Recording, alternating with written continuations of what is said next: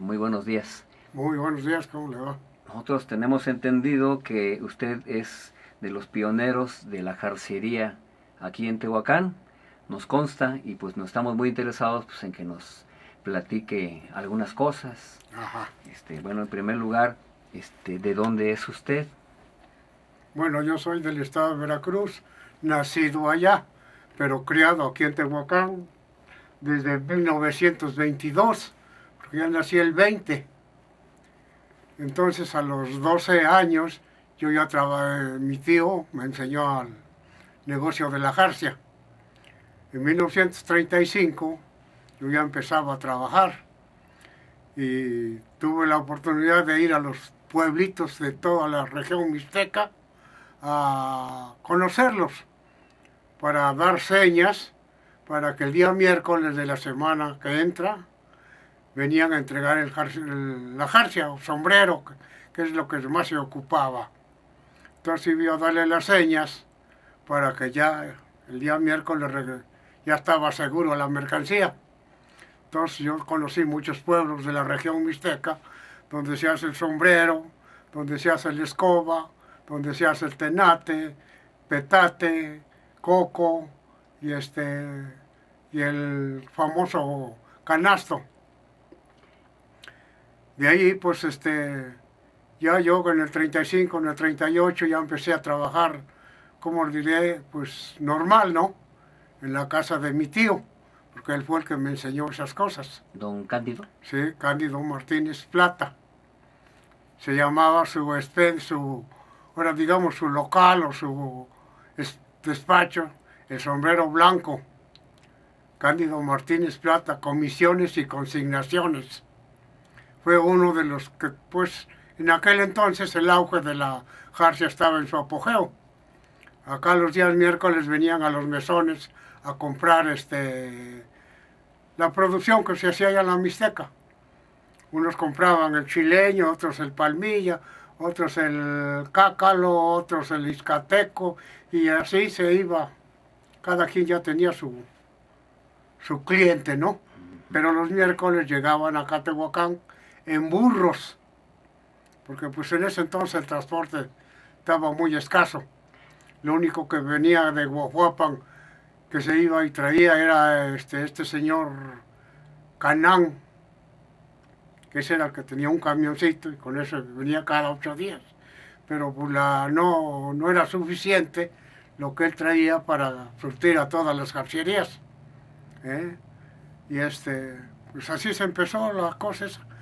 Ya cuando yo llegué a ser ya jefe de patio de la casa de mi tío, pues ya conocí yo todas las clases de sombrero. Ya sabía yo qué era lo que tenía que hacer, ¿no? Ya lo de la planchada, la vaporada y la toquillada y toda esa cosa, me lo enseñó Rafael de la Fuente, que le decíamos el barril. En esa casa, ahí en la casa de mi tío, pues había planchadores. Estaba Manuel Osorio, Juan Casas, Víctor José Manuel Holguín, que le decíamos la Chepa. Esos eran los que convivían allá en la casa de mi tío. Por eso yo empecé a trabajar esas cosas. Ellos me enseñaron toda esa cosa. Ya cuando yo me hice de cargo del taller, pues ya sabía yo, porque primero me decían, para que sepas mandar, tienes que saberlo hacer primero. Y así fue, seguí esas cosas.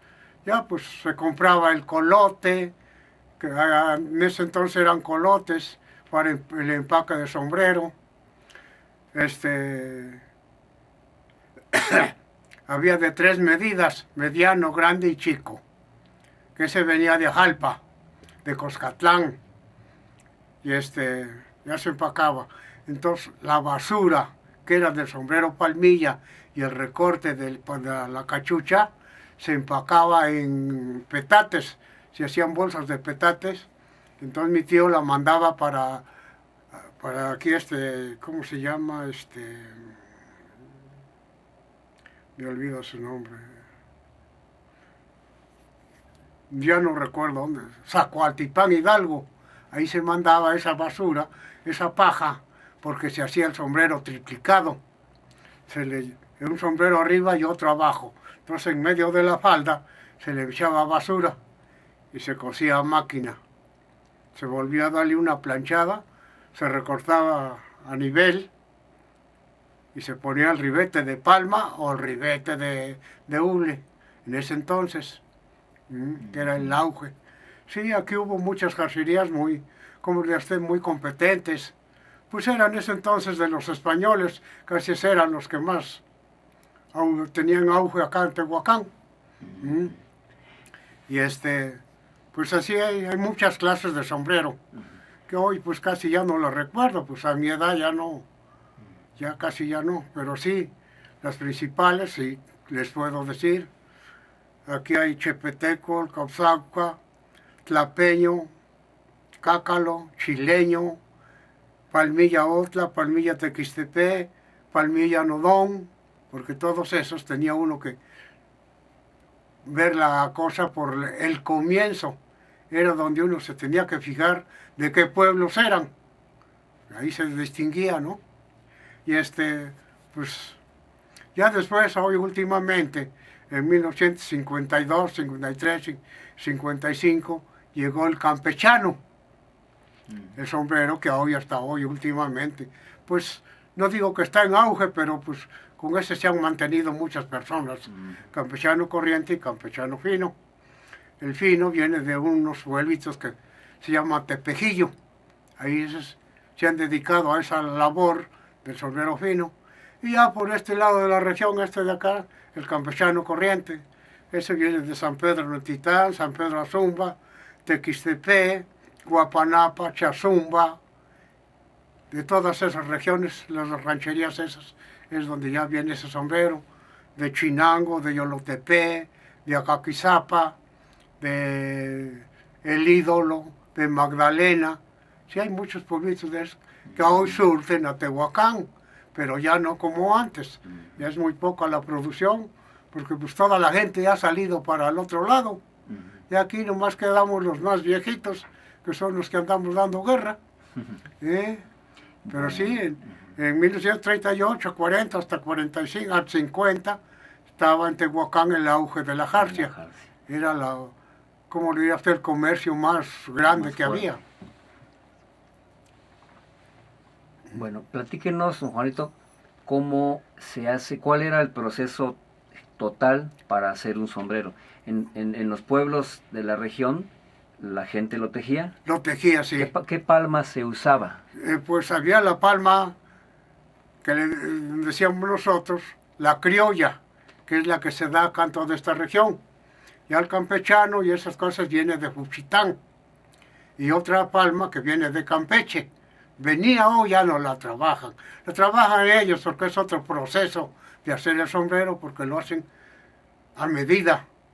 El sombrero viene bien redondito y le dice yo quiero tantos de esta medida y de esa medida se lo hacen. Y aquí no, aquí lo hacen común. Grande, chico y mediano y para toda la región. Entonces, aquí entonces llegaba a los mesones, llegaba toda la sí, todo el sombrero toda crudo. La gente llegaba. El día martes en la noche llegaban a los mesones que estaban acá en Reforma. Ahora es Reforma Sur, ¿no? Antes era la avenida Reforma todo hasta Guapa.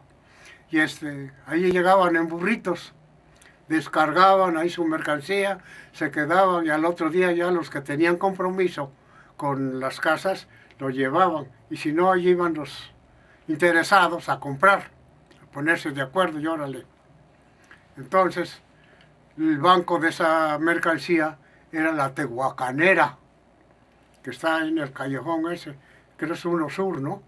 Ahí era, don Nacho Orozco era el que apoquinaba la lana allí, porque les vendía pues, lo que ellos necesitaban, ¿no? Los víveres de toda la semana, allí.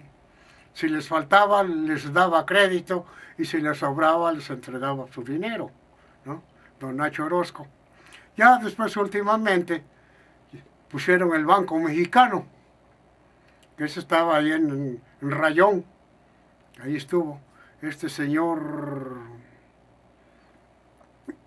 Díaz Ceballos, no me acuerdo cómo se llamaba. Ese era el gerente general del Banco Mexicano. Ahí, ya, pues, allí ya todo el mundo iba a depositar su dinero y irlo a sacar para las compras. Pero antes era puro dinero, así en efectivo. Ajá. Nada que te doy un cheque y que esas cosas, ¿no? Porque pues no había, le daban un cheque y se iba a la ranchería de la Mixteca. ¿Quién se los cambiaba? Pues nadie. Entonces recurrían aquí a la tehuacanera. Circulaba entonces el peso, el Es el real. peso, los reales, sí, los 20, las pesetas, los 10 de plata. Las pesetas y los 10 de plata era de plata. Los reales no, ya eran de oro, los décimos de oro, ya 10 centavos oro. ¿Eh? ¿Para qué alcanzaba un peso en aquellos tiempos? Uy, era mucho dinero. Digo yo para mí, porque pues yo estaba soltero, ¿no? Pero de todas maneras, yo me casé en 1947. Yo llegaba a la plaza en 50, con 5 pesos. Pues me traía yo lo que me traigo ahora con 1000. Para toda la semana y me sobraba dinero.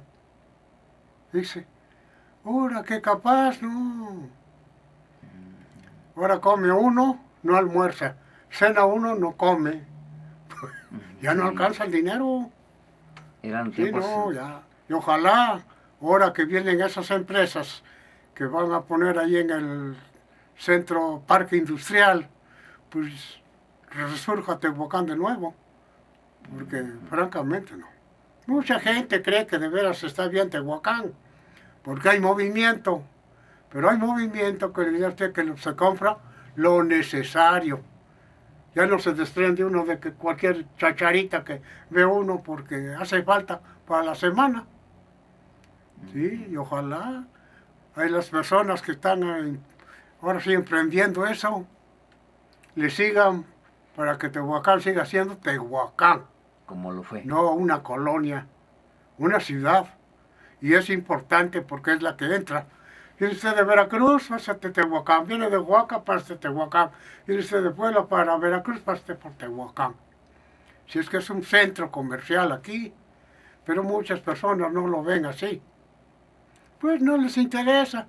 Hay mucha gente que pues tiene posibilidades, ¿no? No, ¿por qué me voy a preocupar por Tehuacán? Y aunque hayan nacido aquí en Tehuacán, porque hay mucha gente que francamente ya los tehuacaneros ya casi no existimos. ¿Eh? Yo me siento tehuacanero aunque nací en el estado de Veracruz, pero si imaginas 80 años de vivir en Tehuacán, quererme aquí ver cómo era el tráfico, soy tehuacanero, ¿ya? Ya tiene raíces aquí. Así es. Muy bien, Juanito. Bueno, entonces, usted lo que hacía era comprar el sombrero Comprar crudo el sombrero, y ya una vez que lo tenían, ¿qué proceso seguía? pues lo teníamos que asolear. Se asoleaba de un día para otro para meterlo a la estufa. No era, nosotros decíamos estufa, un cuarto donde se ponían unas tablas así.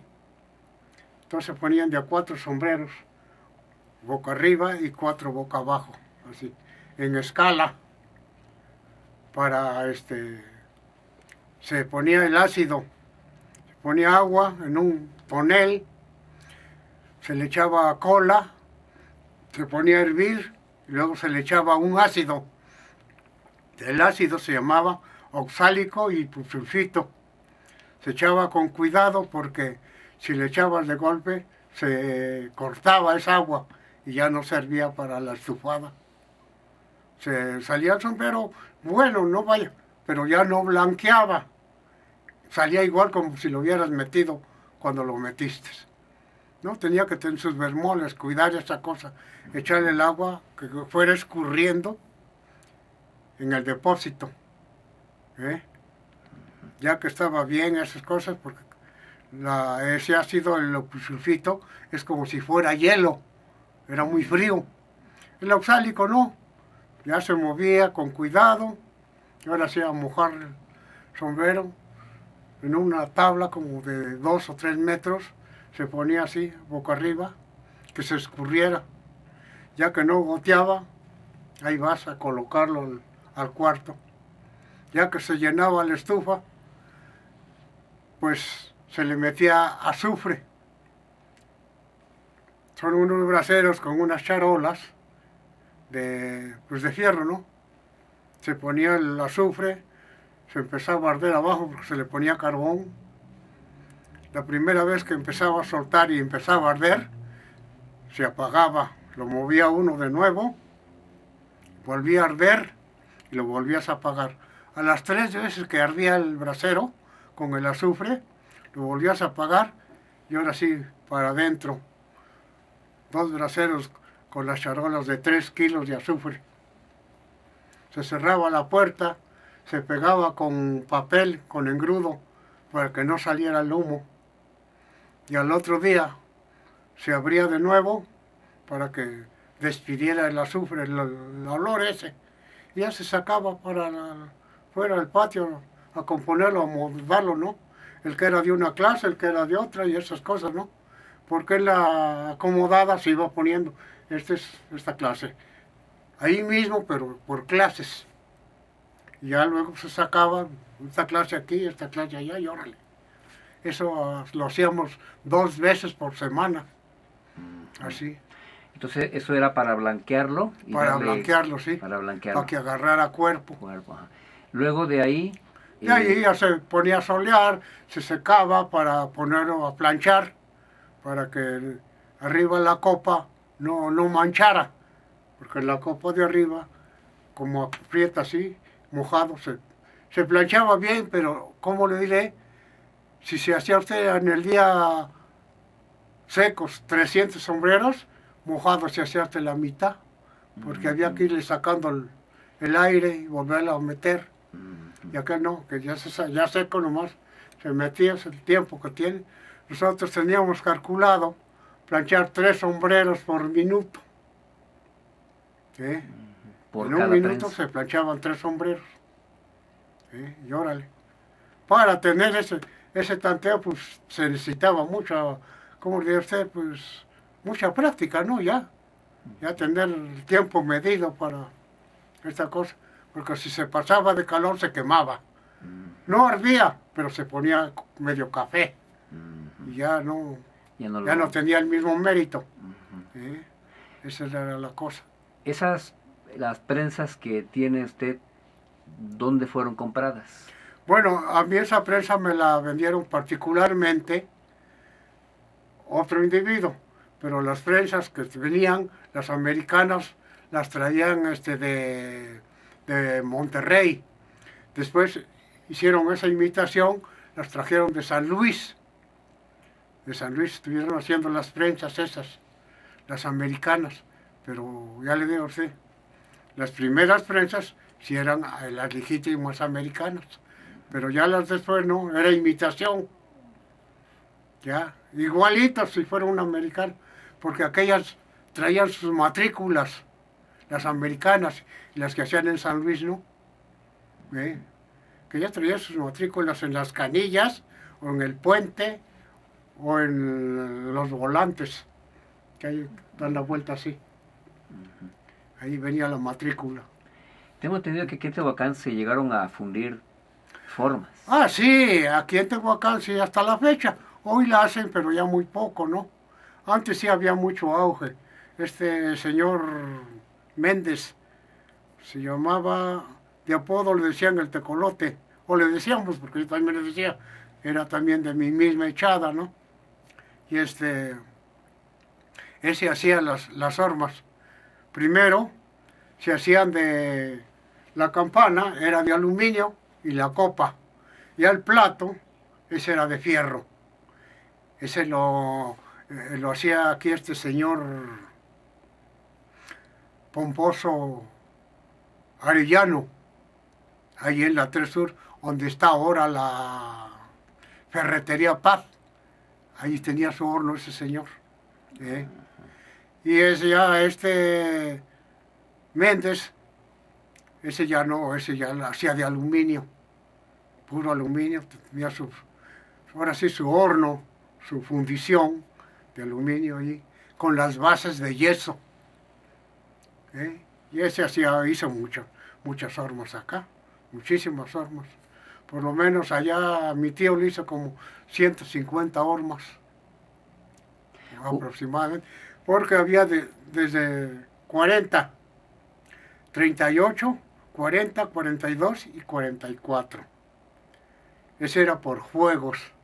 Después era 50, 52, 54, también por juegos de las hormas. Así que diríamos, de cada juego eran 3 o 4 hormas. Y así se empezó a hacer esas hormas. ¿Hubo alguna horma que se inventara aquí en Tehuacán? Un modelo de sombrero que fuera invento tehuacanero? Pues el modelo lo hacía él en el yeso. Él hacía esos modelos. Ya que estaban, pues sí, a usted se lo presentaba. Como hacía la copa y la falda, pues veía esas cosas, ¿no? Y ese molde, pues la horma que usted quisiera ponerle el nombre que le gustara, ¿no? En unas jarcerías era por números, otra por estados, otra por letras y otra por, ¿cómo le da usted? Le gustaba a usted que cualquier pueblo, como era que cuando estuvo Truman de presidente, hasta la fecha, la horma Truman, esa es la del auge hoy, así. Sí, muchos, ya le digo a usted, conocían las hormas por estados. Esta tal, que aunque se vendía en toda la República, ¿no? Pero era por estados. Los jarcieros, todos esos tenían ¿cómo le dirá usted? Su sello de hormas. Le decía usted, no, pues que baste, no, pues usted quiere esta otra y esa cosa, ¿no? Y así. Entonces, pues uno tenía que ponerse abusado, ¿no? Que venía algún otro, ¿quién sabe usted que necesito esta horma, este estado? No, pues la tiene fulano. Y ya entonces iba uno con el hormero ahí. Oye, fíjate que quiero este estado. Porque él ya sabía, tenía todo ahí o como diría usted, su croquis, todos los nombres. Ah, ¿tú quieres ser? Sí, ¿cómo no? Pues que te va a costar tanto. Porque aquellos no querían que uno les hiciera competencia por los moldes. Desde entonces ya había envidias. No vayan a creer que no. No más que disimuladamente. No, ahora sí que digamos a lo descarado, ¿no? No. Luego el que hacía 2, 3, 4, 5 hormas. Oye, no se las vais a hacer a fulano, al que hacía esas cosas. Como le decía yo, oye, pues te voy a pagar, ¿no? Házmelas, es tu trabajo. No, pero que mire, que sabe qué. Este señor, que en paz descanse, y mis palabras no lo ofendan, era uno de ellos, muy envidioso. Ese iba usted a comprarle, lo llevaba ahí donde estaba, pero en el taller no lo dejaba que fuera a ver qué estaban haciendo, cómo estaban haciendo. Yo decía, oye, lejos de que mi cliente me va a hacer misma competencia, dije, pues sí, es la envidia, ¿no? Negocio. Y ya le digo, la envidia. Entonces, ya una vez que tenían el sombrero planchado, se empacaba en los colotes, que son unos canastos altos de carrizo. Ajá. Que venían de Ajalpa, de Coscatlán, que allí hacían esas cosas. Ahora ya nomás lo hacen en Ajalpa, porque ya Coscatlán, allí se hacía la escoba, la famosa escoba fabriquera, una como de medio metro así, para los talleres allí, las fábricas de ropa y esas cosas, ¿no? Pero ahora ya, todo eso murió, ya. Les preguntas, oye, ¿qué es? Ya, con un sacudidor y ya vámonos. Esa es la cosa, lo moderno, ya. Ahora ya usan, ¿cómo se llama? De esas, aspiradoras, ¿eh? No, es con la escoba ahí, con los telares, No, ahora ya sí, sí, moderno ya. ¿Hasta dónde llegaba el producto de Tehuacán? Bueno, Tehuacán, acá en ese entonces, pues casi toda la República Mexicana se vendía, principalmente más acá por el estado de Veracruz, que por los cafetales y todos esos ingenios y las cosas, todo eso se vendía, pero se vendía en casi toda la República. Ya después, como en 1962, 63, empezaron a la exportación, que fue don Vicente Fernández, fue uno de los primeros exportadores para el norte. ¿Mm? A Estados Entonces, Unidos. pues, como tenía mucho, ¿cómo le diría usted? Mucho espacio donde tener él, tuvo 36 prensas. Tenía prensas para planchar el tenate, prensas para planchar el coco, prensas para el tapete y prensas para el sombrero. ¿Eh? Sí, ya le digo a usted, ese fue uno de los principales introductor de sombrero para los Estados Unidos. Y es cierto que también se llegó a vender el producto de Tehuacán en Cuba y en Centroamérica. Sí, ¿Qué tipo de sombrero se vendía el, allá? el que se producía acá en la El región, mismo. sí, se llevaba. En los Estados Unidos se llevaba mucho el anicero, el palmilla, que es pachón, que le cuelgan las fresas, por pues, el gusto de los americanos, ¿no? Y ya el anicero no, porque ese era para los granjeros, para los que van a cortar ahí la fruta y todas esas cosas. Y en Cuba no, porque en Cuba ya iba aún más refinado el sombrero, ¿no? Uno que otro se ponía esas cosas, ¿no? Pero sí se vendió el sombrero en Cuba. Platíquenos de la unión de jarcieros. ¿Cómo fue que surgió?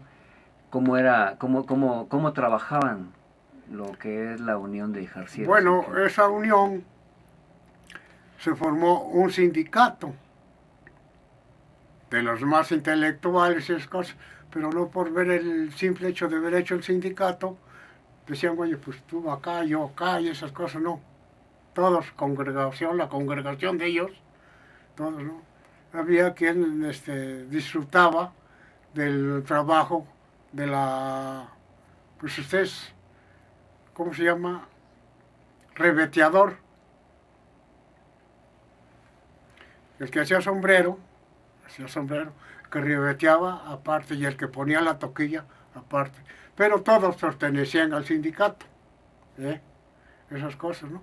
Pues había sesiones que por cualquier cosa que desgraciadamente algún trabajador le pasaba alguna desgracia, ¿no?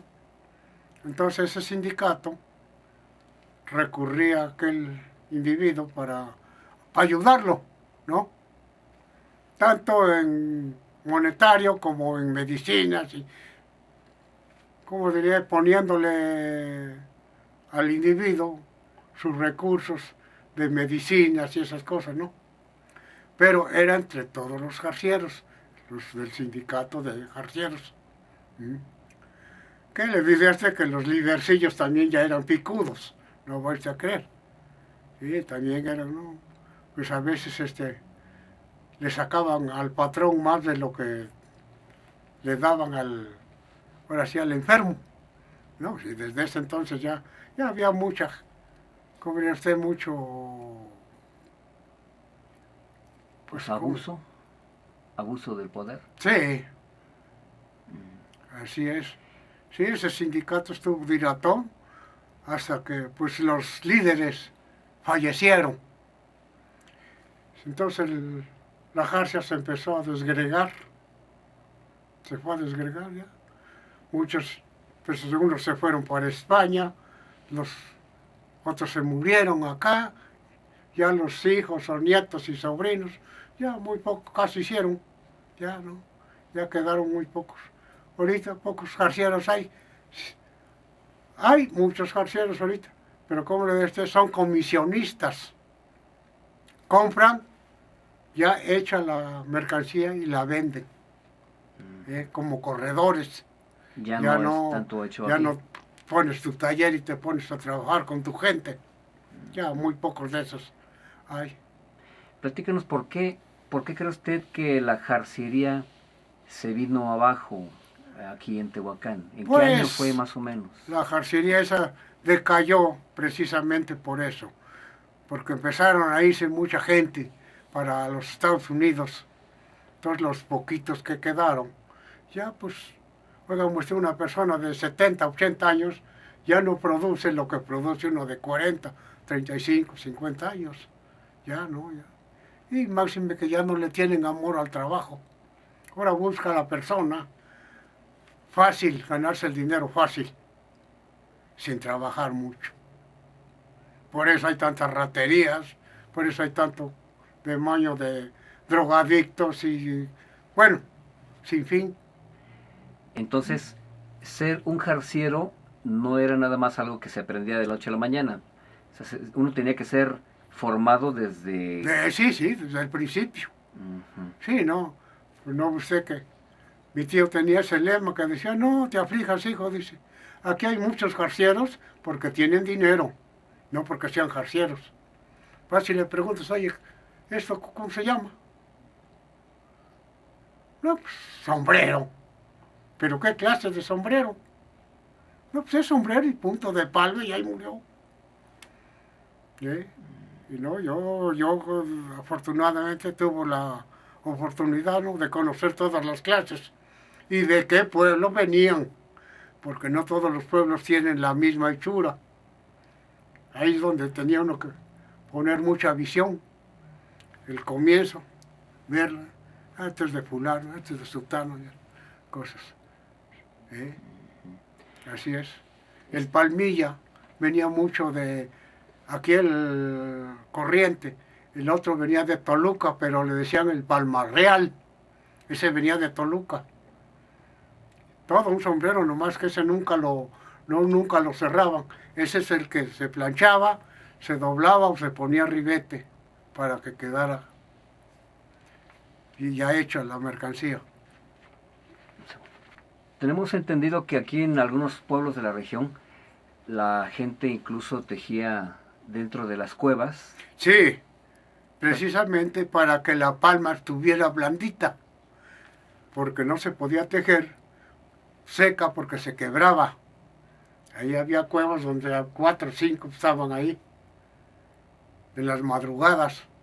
Ya a mediodía se retiraban y en la noche de nuevo, en las tardes que hacía fresco, volvían a darle. Ahí toda la familia ya sabía tejer. ¿Eh? Unos lo hacían, unos hacían las copas, otros las faldas y otros el remate, ya rematado. Eso se dedicaban. Una familia, digamos, de 4 o 5, se hacían 10 sombreros al día. ¿Mm? Pero que le dirá usted que la palma criolla, pues no les costaba más que a cortar al campo. Ya las que les empezó a costar fue la que viene de Campeche, Juchitán, de todo eso. ¿Ya? Pero era barato. Palmas como al alto de esta casa, 2 sombreros salían de una palma. Ahora tienen que ocupar 2 salas para hacer un sombrero. Ya todo va desmereciendo. Ya no hay auge como aquel entonces. Sí, ya no. Platíquenos actualmente cómo ve en el presente, cómo ve la jarciería. ¿La gente sigue gustando de los productos de palma? Bueno, pues le diré que aquí los que vienen medio que vienen de ciertos estados y esas cosas, pues vienen a ver, se llevan 1, 2. No, pues yo fui a Tehuacán, para que digan, llevo esto de Tehuacán. Pero ya no como antes, ¿no? Antes venía fulano y sultano y mengano, venían de toda la república. Aquí en Córdoba había un señor que se llamaba Pedro López.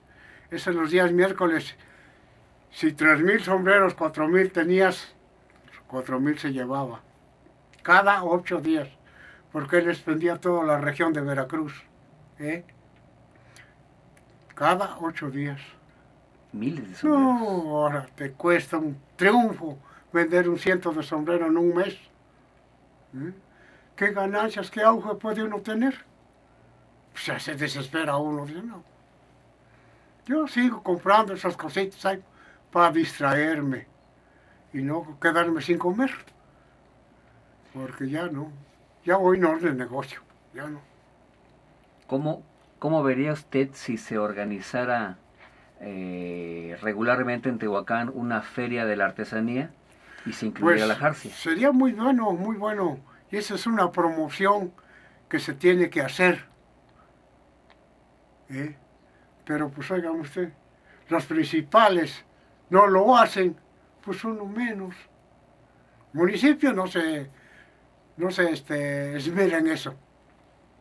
Ya usted ya lo de la matanza, ya lo quieren echar por abajo, cuando que es una tradición de años. ¿Eh? Ahora ya. Platíquenos un poquito de la matanza en aquellos tiempos. Ah, no, en aquellos tiempos era pues bonito, le digo. Bonito porque iba usted allí, le vendían a usted patas, tripitas, de todo. Lo único que era caro era la carne, el chicharrón. Pero lo demás, con 2, 3 pesos que iba usted allí, le daban a usted una tonelada. Cansaba para comer toda la semana.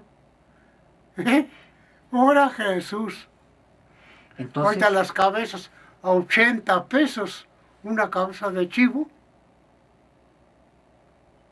Ya nomás por el sabor, el gusto y esas cosas. Pero ¿qué se le come? Si nomás tiene unos pellejitos aquí en la quijada y los sesos, los ojos. ¿Ya? entonces en aquellos tiempos lo más caro era la carne, porque Sí, ahora creo que lo más caro son las caderas, los las huesos. caderas. Oiga usted, es como si se comprara usted un chivo entero. 650 pesos. ¿Eh? Que pues ellos tienen que sacarle porque se imagina tanto tiempo en el monte, los chivos y el pastor y esas cosas. Pues ahora ya les aumentaron la matanza, el degüello del chivo, 45 pesos por matar un chivo. Está bien que el municipio tiene sus gastos, pero tiene mucha gente que no hace nada, nomás está de gorra. ¿Cómo voy a creer eso? Tener personal que devenga su sueldo, voy de acuerdo aunque se les pague, pero bien pagado. Pero lo hace. Ahora ganan un demonial y no hacen nada. ¿A dónde vamos a ir a parar? ¿Eh? No, no, no. Y así ha sido siempre. Entra fulano, sutano y mengano y... Ah, no, en las campañas, oigan usted, le bajan las perlas de la Virgen. Y ya que están en la silla, olvídenselo. ¿Qué? Con que venga usted mañana, con que venga usted acá. Y va usted a perder el tiempo nada más. Y ellos allá en sus asientos, comiendo bien, bebiendo bien y durmiendo bien. Y mientras el individuo ahí, pensando a ver dónde va a agenciar para venir a comer. No, ya no. Esta Y, situación ya. Ojalá y se componga con las empresas que van a venir, según dicen, ¿no? Ya Tehuacán vuelva a resurgir como cuando entraron las maquiladoras, ¿no? Pero pues eso, yo creo que ya no lo iré a ver. yo tengo Así es. entendido que en los hoteles más prestigiosos de aquella época llegaron a venir los artistas del momento. Ah, sí, como no. Vinieron mucha gente. Acá en una fiesta de la señora del refugio, la que está en la capilla del refugio, vino Pedro Infante. ¿Eh? Fue en 1942, 42, 43. Y porque tiró tiros de salva allí en esa cosa, se lo querían llevar al bote en ese entonces. A Pedro Infante. ¿Sí? Pedro Infante. Todavía no era famoso, Pues apenas empezaba a empezaba. resurgir, ¿no? Pero ya era don Pedro Infante. ¿Eh? Sí, vinieron muchos artistas. Vino Sara García, vino acá ¿cómo se? Andrés Soler, vino acá, y de los, ¿cómo se llaman? Don Rafael Ávila Camacho, don Manuel Ávila Camacho, que fueron presidentes de la República, siendo uno gobernador del estado de Puebla. Esos estuvieron aquí en el Riego. Yo tengo entendido que también llegó a venir aquí Agustín Lara, ¿es cierto? Sí. María Félix. María Félix. Vinieron. Agustín Lara paró en el Hotel México. Y María Félix estuvo en el hotel ¿cómo se llama? Peñafiel. Que está frente al parque. El Iberia, que era de unos españoles. Ahí estuvo. Eran buenos tiempos en pues sí, tiempos muy, muy bonitos. Sí. ¿Y la Feria de las Espigas? Pues fue otra de las auges que tuvo Tehuacán. No sé por qué causa se perdió, pero era una de las ferias muy bonitas. Para mí fue muy bonito, porque la primera vez que se hizo en el parque, la rotonda del parque. Allí había muchas casetas y cosas de artesanías y esas cosas. Y ya la de exposición de ganado y esas cosas eran de la carretera, de ahí de José García Crespo, todo eso. Pero no sé si las comisiones o... Nunca supe por qué ya no resurgió eso. Era una tradición muy bonita. Venía mucho ganadero de muchas partes de la República. No sé. ¿Dilataba una semana? Sí. Con artistas del momento también. Mucho se perdió. Antonio Aguilar dicen que vino, ¿no? Luis Aguilar, perdón. Bueno. Ahora platíquenos de su familia. ¿Quiénes de su familia trabajaron la jarcia? Bueno, de mi familia, pues los únicos que trabajaron en la jarcia fue mi tío, mi suegro, mi otro tío y un cuñado de los de mi familia. Y yo, que resurgí. Y ahora, pues lo poquito que se hace ahí, pues uno de mis hijos es el que medio le hace esa cosa, ¿no? Pero ya a los hijos ya de los jarcieros grandes ya no se interesaron por eso. Es un trabajo muy cansado. Es laborioso, no cansado. Porque francamente no. Pesado que digamos, vas a levantar cargador, no. Es laborioso nada más. Cuestión de tenerle amor al trabajo y es un trabajo muy bonito. ¿Sí?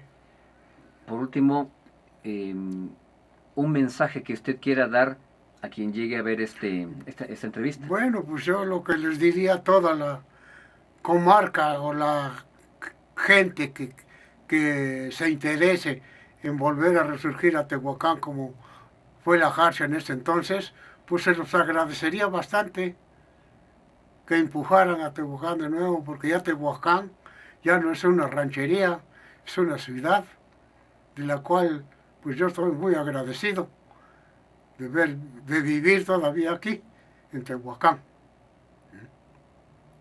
Pues, don Juan, pues le agradecemos mucho su tiempo. No, al contrario, pues el día que resurja Tehuacán y yo todavía lo vea, dije, esto se hizo por señor Castañeda y Juan Hernández. Gracias, don Juanito. Pues, buenos días. Permítame.